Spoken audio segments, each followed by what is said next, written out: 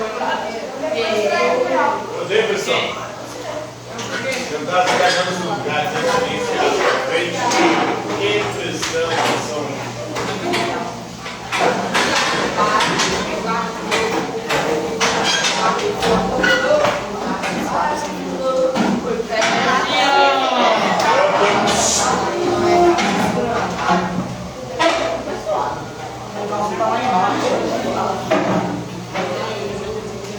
De hoje nós iremos falar sobre as ramificações modernas do cristianismo. O cristianismo, que é a maior religião do planeta, conta com mais de 2 bilhões de fiéis. Cristãos, 2 bilhões. Cristãos são aqueles que acreditam que Jesus Cristo é o Messias, ungido, enviado por Deus, o próprio Filho de Deus encarnado, e portanto é Deus também. Os cristãos, eles acreditam em um só Deus, mas que se manifesta em 3 pessoas: Pai, Filho e Espírito Santo. O Filho, que teria sido a segunda pessoa da Santíssima Trindade, que se encarnou para que através do seu sacrifício ele pudesse salvar a humanidade dos seus pecados. A maior religião do planeta, essa religião tem como livro sagrado a Bíblia. A Bíblia tem o Antigo Testamento, que eram os escritos sagrados do povo judeu, do povo hebreu, com o Novo Testamento, com 27 livros escritos pelos cristãos, aqueles que foram os filhos de Jesus, com os evangelhos, que é a boa nova, a boa notícia da salvação enviada à humanidade por Deus, e na pessoa de Jesus Cristo, e as cartas apostólicas, do Apocalipse, seria uma revelação de como seria o fim dos tempos. Então, o cristianismo, desde o seu nascimento, desde o seu surgimento, desde o seu início, ali da transição do mundo antigo para a Idade Média, já começa a sofrer ramificações.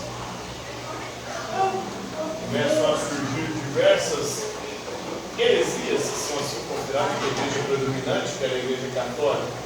Essas heresias foram dando origem a diferentes igrejas ali no mundo antigo e no início do mundo medieval. Depois, o primeiro grande cisma acontece em 1054, a igreja oriental que se separa da igreja ocidental por divergência em relação a alguns dogmas, especialmente em relação ao Espírito Santo,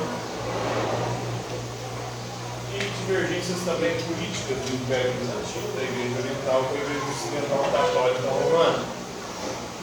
E a partir da modernidade, a partir do século XVI, nós temos a Reforma Protestante, que foi iniciada em 1517 como Martinho Lutero. Lutero se rebelou contra a Igreja Católica, principalmente por conta da venda de indulgências da Igreja Católica.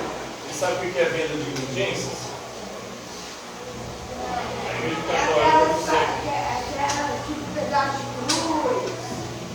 Isso aí é a simonia, né? A venda de objetos sagrados. Eles venderam tanto pedaço da Bíblia que isso dá para montar que ele não é. Né?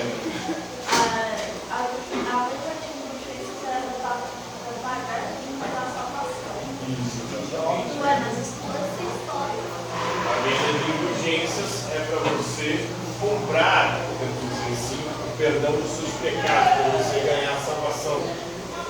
Mas se você desse dinheiro para a igreja dava indulgência, que é o perdão dos seus pecados. Né?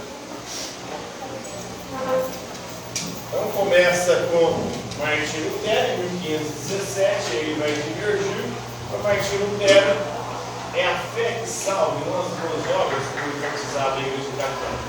A Igreja Católica vai dizer que a fé e as boas obras são fundamentais para a salvação. Lutero vai dizer que só a fé salva. É mentira. Sola fide e sola escritura. Ou seja, só a fé e só a escritura. A Igreja Católica tem 3 pilares para a sua doutrina, e é a Escritura Sagrada, o magistério da Igreja e a tradição. São os 3 pilares da Igreja Católica. A Igreja Luterana de Martinho Lutero só tem um pilar, que é a Escritura. Toda a revelação está na Escritura, na Bíblia Sagrada, tudo está fora da lei. Ou toda outra doutrina que não é baseada na Escritura deve ser abolida, deveria ser abolida.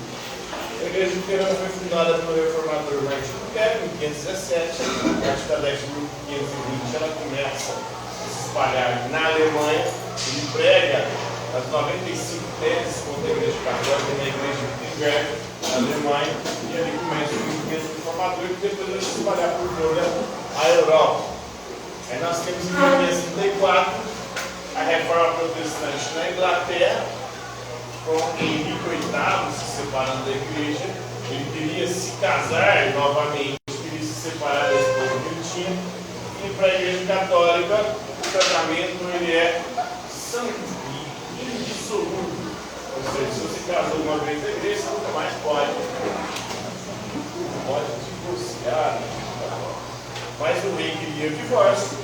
O Papa na época não concedeu o divórcio para Henrique VIII. Ele foi separou-se da própria igreja, a igreja anglicana, que é muito parecida com a igreja católica nos rituais, mas tem muita doutrina também protestante, e tem como líder supremo o rei da Inglaterra, hoje Charles. A última rainha era a rainha Elizabeth II, que era a chefe suprema da igreja anglicana. Nós temos a igreja menonita, foi fundada na década de 1540, também no século XVI, na Holanda.